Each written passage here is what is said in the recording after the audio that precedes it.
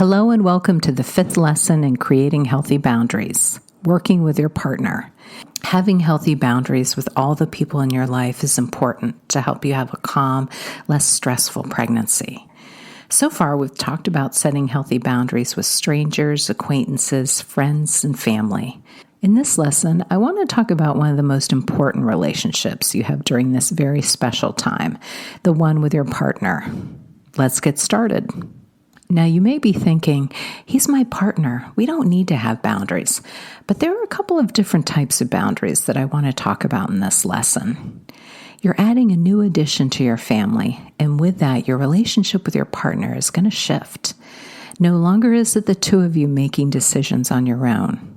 When a new one's added, you now have a whole different layer and perspective to consider. With this comes an adjustment. It's important that both of you recognize this. The best thing to do to prepare yourself for this adjustment is to have a conversation. Talk about it up front so that everyone is on the same page and that you understand each other's expectations.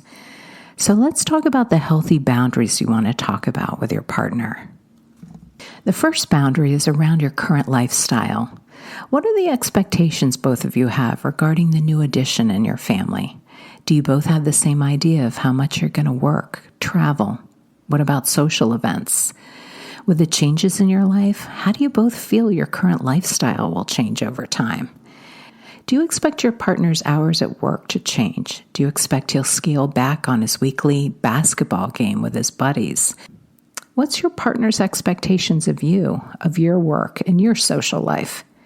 These are important conversations to have up front. So again, you can be on the same page, and then there'll be no surprises. This is the first conversation I want you to have with your partner, setting healthy boundaries about how you currently live your life and expectations for the future.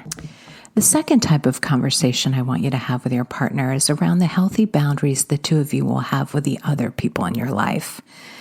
You've done a lot of work around thinking about what you personally want with the other people in your life, but are you on the same page as your partner? You know how you feel about how involved you want your in-laws to be in your baby's life, but is that the same as how your husband feels? How much do you want to share with your friends about the physical changes your body's going through? Is your partner on the same page? If you don't want your partners talking about or sharing personal information with other people in your life, or vice versa, it's important that you and your partner establish the boundaries ahead of time. I want to point out that some of these conversations might be challenging. You both come to this relationship with different opinions and expectations. I recommend that you be open to what your partner has to say and be willing to hear things that may not align with your expectations. Remember, it's their pregnancy too, and they're coming to this new change in their lives with certain ideas, expectations, dreams, and fears. But you two fell in love and you decided to have a family together. I'm pretty confident that if you were drawn that much to each other, that you'll figure out any changes in expectations. A lot of this is just checking in with each other, so you're both on the same page.